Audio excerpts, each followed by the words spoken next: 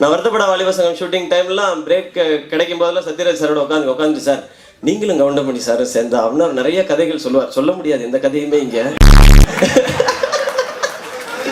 ஒரு கதையை கூட சொல்ல முடியாது. ஆஃபீஸில் போய் பார்க்கறதுக்கான வாய்ப்பு கிடைச்சிச்சு. அங்கே போய் பார்த்தப்ப இப்போ நான் காலர் டியூனை மாற்றிட்டேங்க அப்படின்னாரு சார். சார் என்ன பாட்டு சார்? ஃபாஸ்ட் அண்ட் ஃபியூரியஸ்னு ஒரு படம் இருக்குல்ல அதில் வச்சிருக்கேன் அப்படின்னா.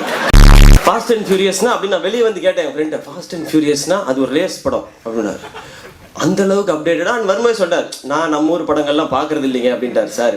அப்போ நம்ம கிட்ட கொஞ்சம் தைரியமாக பேசுவார். நான் அதிகமாக பேசலை. நான் சார்கிட்ட இது பற்றி அப்படின்னு சின்ன சின்ன ஹிண்ட்டை மட்டும் கொடுத்துட்டோம்னா அதுக்கப்புறம் சார் பார்த்துக்கிறாரு. ஒரு ஹாஃப் அன் ஹவர் பிரச்சனை போயிட்டுருக்கு.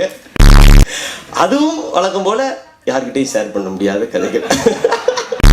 இப்போ உள்ள நுழைஞ்சோடனே சார் கை கொடுத்தோடனே சார் நின்றுட்டு இருந்தாங்க. உட்காருங்க அப்படின்னாங்க. சார் நீங்கள் உட்காரு சார். நான் ஏற்கனவே உட்காந்துட்டேன், நீங்கள் உட்காருங்க. ரொம்ப போகிற வரைக்கும் எதுவுமே பேசாமல் இருந்துடுறா சிவகார்த்திகேயன்.